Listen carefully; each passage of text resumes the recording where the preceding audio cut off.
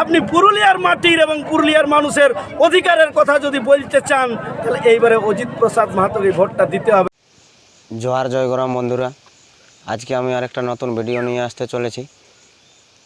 এই ভিডিওতে রয়েছে যে আমাদের পুরুলিয়া জেলার নির্দল প্রার্থী অজিত প্রসাদ মাহাতো কনফার্ম জিতছে কি না।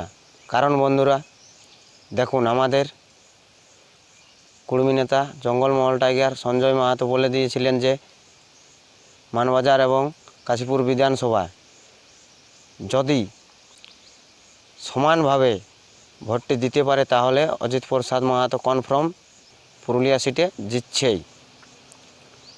তার কারণ বন্ধুরা, ঝালদা, আড়সা এবং জয়পুর ওই দিকে আমাদের যেভাবে আদিবাসী কুর্মী সমাজ ভোট আদায় করবে, যে আমাদের মূলমন্ত্রী অজিত প্রসাদ মাহাতো অনেক ভোটে লিড দিতে চলেছে।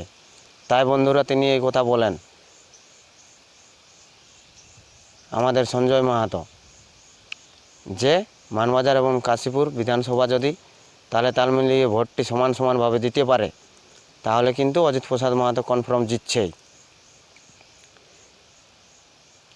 আর এদিকে যেটা ভেবেছিল সেটাই হয়েছে বন্ধুরা।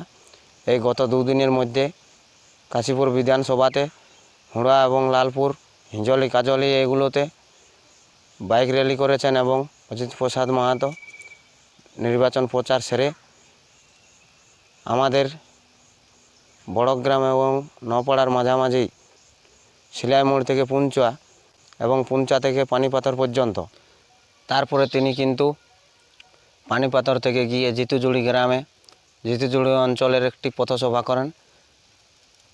সেইখান থেকে আবার বেরিয়ে ভালোবাসা অঞ্চলের চেপুয়া গ্রামে রাত্রি 8টা কি 8:30টার সময় তিনি কিন্তু সেখানে রোড শো করেন এবং সেখান থেকে গতকালের প্রোগ্রামটি শেষ করেন।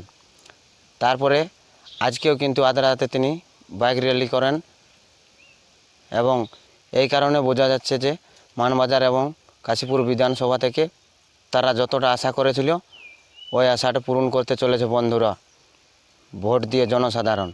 তাই বন্ধুরা আমাদের অজিত প্রসাদ মাহাতো পুরুলিয়া থেকে নির্দল প্রার্থী জিতছে, এটা কনফার্ম হয়ে গেছে।